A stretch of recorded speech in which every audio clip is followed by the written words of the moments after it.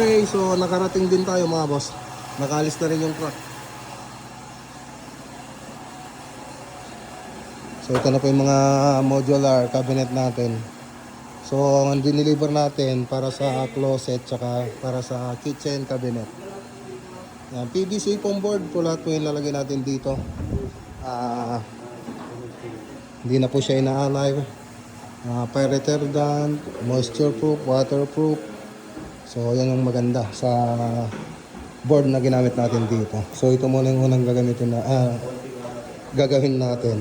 Tapos hanging cabinet, tapos yung mga closet pagkatapos niyan. So meron na pong magtatrabaho rito, meron din magtatrabaho din sa fabrication. So ayan, abangan niyo po mga boss. Ayan, si Paring Rex Vlog Builders. Shoutout po sa mga members ni Paring Maclagun Media. Ayan no, project ni Paring Reggie mga boss. Quality. Quality.